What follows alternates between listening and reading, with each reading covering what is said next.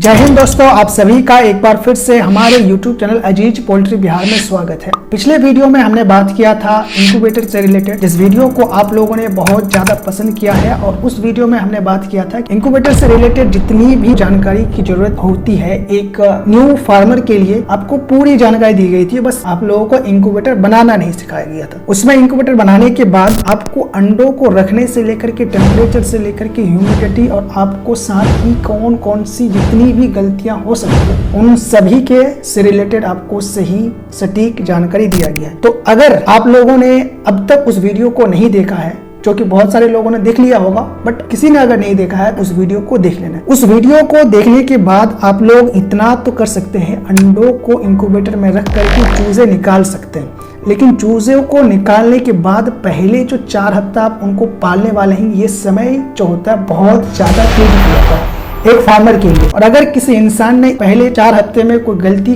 किया है तो फिर उसको उस बिजनेस में लॉस होने से कोई भी नहीं रोक सकता। और अगर जिस इंसान ने इसमें कौन कौन सी गलतियों को नहीं करना है समझ लिया और सही से उनको 4 हफ्ते पाल लिया तो फिर उनको सफल होने से भी कोई नहीं रोक सकता है। तो आज हम इसी 4 हफ्ते आपको किस तरीके से उनको देखभाल करना है उस पर पूरी डिटेल में सही जानकारी आप लोगों को देने की कोशिश करूंगा। मैं इसमें मेरा एक्सपीरियंस और साथ में मैंने बहुत ज्यादा रिसर्च किया है, उसके बेस में मैंने इस चीज को तैयार किया। और साथ ही मेरे साथ बहुत सारे किसान जुड़े हुए हैं, उनकी भी एक्सपीरियंस, उनका नॉलेज आप लोगों से साझा करूंगा। आप लोग भी मेरे साथ जुड़ सकते हैं, आप लोगों का एक्सपीरियंस लोग मुझसे साझा कर सकते हैं, या फिर अगर आप लोगों को कोई हेल्प चाहिए तो मुझसे आप लोग सवाल कर सकते हैं। आप लोगों को जवाब देने के लिए हमेशा रेडी रहता हूँ। बस आप लोग कमेंट सेक्शन में सवाल कर सकते हैं, या फिर मैं आप लोगों को मेरे चैनल के जो डिस्क्रिप्शन है अबाउट सेक्शन में आप लोगों को मेरा व्हाट्सअप नंबर मिल जाएगा। वहाँ पे आप लोग मुझसे व्हाट्सअप में मैसेज में बात कर सकते हैं, बट ध्यान रखिए उसमें कॉल नहीं होगा, सिर्फ व्हाट्सएप में से। तो पहला वीडियो अगर आपने देखा है तो आप लोग तो चूजों को निकाल लीजिएगा। और उसके बाद अगर आपने चूजे इंक्यूबेटर आपने नहीं बनाया, आपने चूजे कहीं से खरीदा है, तो मान लीजिए आपने चूजों को खरीदा एक दिन, उसके बाद से आपको पहले 4 हफ्ते में आपको कौन कौन सी गलतियों को या फिर कौन कौन सी सावधानियों को बरतनी पड़ेगी उस पर बात करते हैं। सबसे पहले बात करते हैं कि पहले जो 4 हफ्ते आप जहां पर भी चूजों को रखेंगे उसको कहते हैं ब्रूडर। तो ब्रूडर जो होता है वो चूजों का पहला घर होता है। चूजों को एक सही, सेफ और हेल्दी रखने में मदद करता है, उनको सही टेम्परेचर भी देता है। तो ब्रूडर में आपको कौन कौन सी सावधानियां करनी पड़ेगी। सबसे पहले ब्रूडर सेटअप किस तरीके से करना पड़ेगा। ब्रूडर को तैयार करने के लिए बहुत सारे फार्मर्स प्लास्टिक सीट का इस्तेमाल करते हैं। प्लास्टिक को चारों तरफ से घेर देते हैं, बीच में चूजों को रख देते हैं, इस तरीके से। दूसरा यह है कि आप कार्डबोर्ड का इस्तेमाल भी कर सकते हैं। प्लास्टिक वाला सबसे सस्ता है, उसको आप बस कुछ बांस के कुछ टुकड़ों से आप प्लास्टिक से उसको घेर दीजिए बस। उसके बाद आप उससे थोड़ा सा महंगा, लेकिन यह भी बहुत सारे फार्मर्स फ्री में कर लेते हैं, कार्डबोर्ड से आप कर सकते हैं। कार्डबोर्ड का आप इस्तेमाल करके एरिया आप घेरेंगे, उसमें आप चूजों को ब्रूडिंग करेंगे। और इससे जो थोड़ा हल्का एक्सपेंसिव होता है वो होता है आपके मेटल सीट्स का इस्तेमाल कर सकते हैं, जो बहुत ज्यादा पतले होते हैं। तो उन सीट्स का आप इस्तेमाल कर सकते हैं, उनसे सही से घेर सकते हैं। जो भी आप ब्रूडिंग के लिए एरिया बना रहे हैं उसमें कोई भी कोना नहीं होना चाहिए। साइड में मैं एनिमेशन बना दूंगा, वहां पे आप देख सकते हैं कि समझ सकते हैं कि कौन सी गलती आपको नहीं करना पड़े। अगर आप ब्रूडिंग एरिया को चौकोर बनाते हैं जिसमें कि कोने होंगे, अगर चौकोर बनाते हैं तो 4 कोने तो फिक्स हैं जिसमें कोने होंगे। तो चूजों को अगर कोना मिल जाता है और टेम्परेचर कम होता है, गर्मी ठंडी का मौसम होता है, तो फिर चूजे कोना खोजते हैं। उनको ठंड की वजह से जितने चूजे नहीं मरेंगे उससे कई गुना ज्यादा एक दूसरे के ऊपर चढ़ने और दबने की वजह से मर जाएंगे। तो इसीलिए आपको जो भी ब्रूडिंग एरिया बना रहे हैं उसको गोल बनाइए, या फिर ऐसा कीजिए कि उसमें बस कोना ना हो। उसके बाद आप तीसरी चीज आपको यह ध्यान रखना पड़ेगा कि नीचे आप अखबार या फिर चूड़ा बिछाइए। ज्यादा बेहतर होता है चूड़ा, क्योंकि चूड़ा जो होता है वो पानी को सोखने की क्षमता उसमें ज्यादा होती है, वो सोख सकती है। पेपर में उतनी ज्यादा क्षमता नहीं होती, वो सस्टेनेबल नहीं होता, ज्यादा समय तक नहीं चल सकता है। उसके बाद हम बात करते हैं चौथी पॉइंट, इसमें हीट लैंप लगाइए, या फिर आप गर्मी के लिए बल्ब का इस्तेमाल कर सकते हैं, हीटर का इस्तेमाल कर सकते हैं, या फिर हीट लैंप का इस्तेमाल कर सकते हैं। आप किसी भी चीज का इस्तेमाल कर सकते हैं, बट ध्यान रहे कि चूजों को 95 डिग्री फ़ारेनहाइट पहले हफ्ते टेम्परेचर मिलना चाहिए।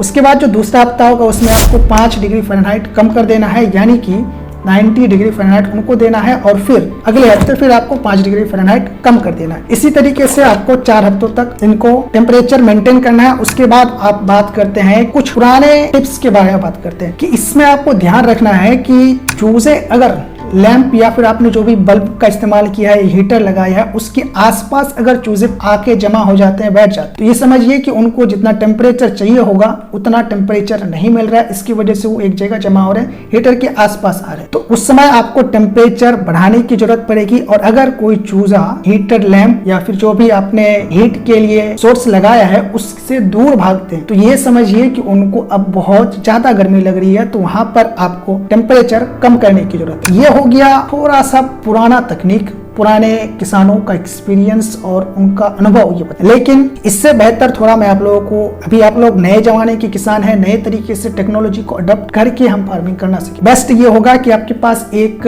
कोई भी हो, कोई सा भी आपको टेम्परेचर मीटर आपके पास होना चाहिए। ब्रूडिंग एरिया में आपको रखना पड़ेगा, जहां पर आप उनसे आपको पता चलेगा कि ब्रूडिंग एरिया में कितना टेम्परेचर है, क्या उतना ही टेम्परेचर है जितना आप चूजों को देना चाहते हैं या फिर उससे ज्यादा या फिर कम है। उससे आप बेहतर तरीके से सेट कर सकते हैं, पता कर सकते हैं। तो नए तरीके से करिए, एक दूसरा या फिर एक बढ़िया सा टेम्परेचर मीटर ले लीजिए। अब बात करते हैं दूसरे पार्ट की। तो यहाँ पर आ जाता है खाना या फिर पानी। तो इसमें ज्यादा कुछ है नहीं। तो चूजों को पहले 6 हफ्ते आपको प्री स्टार्टर फीड देना है। प्री स्टार्टर फीड में प्रोटीन की मात्रा बहुत ज्यादा होती है, भरपूर होती है, करीब 25 से लेकर 30% प्रोटीन होती है। तो प्रोटीन उनको चाहिए होता है बेहतर और सही से ग्रोथ के लिए, तो उनको प्री स्टार्टर फीड देना है। और पानी हमेशा आपको साफ और ताजा रखना है। पानी में थोड़ा सा विटामिन या फिर इलेक्ट्रोलाइट मिला सकते हैं, बट इसमें आप ध्यान रखिएगा कि पानी में जब भी आप विटामिन या इलेक्ट्रोलाइट मिलाते हैं तो आपको रेगुलरली नहीं देना है। आप दिन में 5 बार पानी बदल रहे हैं, पानी दे रहे हैं, चूजे आपके खा रहे हैं, तो आपको 5 बार नहीं मिला रहा है। दिन में आपने 1 बार दिया या फिर 2 दिन के बाद आपने 1 बार दिया, 1 दिन के बाद दिया, इस तरीके से करना है। हर दिन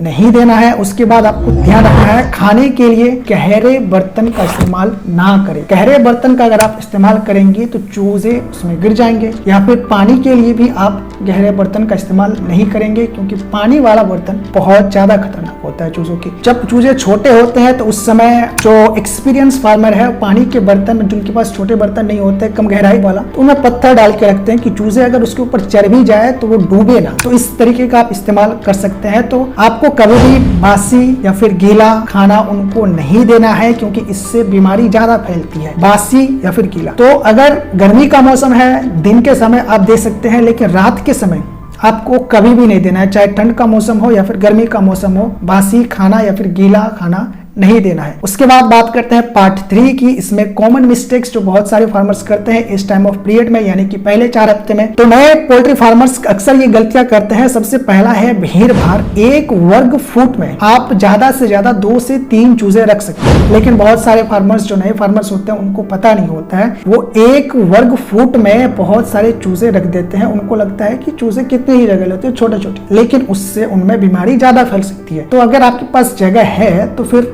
उस हिसाब से रखिए। दूसरा है लाइट 24 घंटे जलाना। इस टिप्स को आप थोड़ा सीरियसली नहीं लीजिएगा, क्योंकि इसके कुछ साइड इफेक्ट्स भी हैं, बट उसको मैं समझा देता हूं आप लोगों को कि अगर चूजों को कम से कम 4 से 6 घंटे आराम भी चाहिए होता है, तो अगर आपके पास टेम्परेचर मेंटेन करने का कोई दूसरा सोर्स है जिससे कि रोशनी नहीं बनती है, तो आप उसका इस्तेमाल करें। लेकिन टेम्परेचर तो चाहिए होगा। अब टेम्परेचर के लिए अगर आप बल्ब का इस्तेमाल करते हैं तो बल्ब तो आप बंद नहीं कर सकते हैं। तो अंधेरे 4 से 6 घंटा आपको चूजों को अंधेरा देना है, लेकिन अगर आपके पास नहीं है तो छोड़िए, लेकिन चूजों को गर्मी तो देना ही है। उसके बाद आपको गंदा ब्रूडर एरिया में आपने जो भी बिछावन बिछाया है उसको आप, अगर गंदा होता है, आपको पता चल रहा है कि गंदा हो गया, तो उसको बदल दीजिए। उसमें बदलने के लिए कोई भी आपको ये नहीं करना है, क्योंकि वो फिर आपके लिए बहुत बड़ा खतरा बन जाएगा। तो अगर डेली नहीं बदल सकते हैं, 2 दिन 4 दिन हफ्ते में 1 बार जब आपको लगे कि हाँ गंदा हो गया है तो आप बदल दीजिए। उसके बाद आपको दबाव का गलत इस्तेमाल, बहुत सारे फार्मर्स जो होते हैं, नए फार्मर्स यूट्यूब पे, अब मैं भी वीडियो बना रहा हूँ, बहुत सारे और भी किसान बनाते हैं, वो आपको वीडियो में गाइड कर देते हैं। उनके हिसाब से जो बीमारी होती है उस हिसाब से आपको बता देते हैं। तो उस हिसाब से आप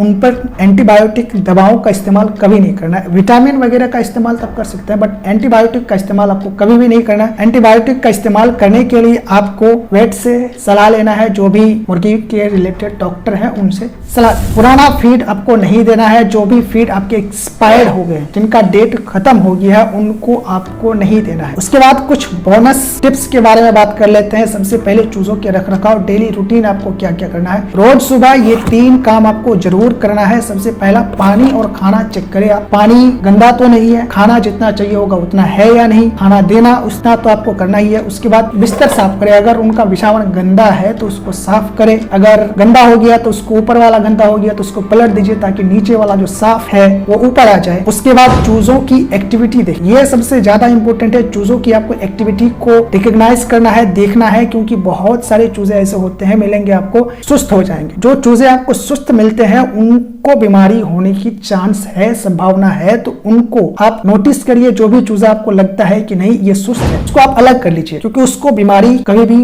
हो सकता है। तो दोस्तों ये थी चूजों की देखभाल की पूरी गाइड। अगर आपको ये वीडियो पसंद आया है तो लाइक जरूर कीजिएगा और चैनल को सब्सक्राइब कर लीजिएगा, क्योंकि आने वाले वीडियोस और ज्यादा इंपॉर्टेंट होंगे। और पिछला वीडियो अगर आपने नहीं देखा है, बहुत ज्यादा जरूरी है, देख लीजिए आप लोग।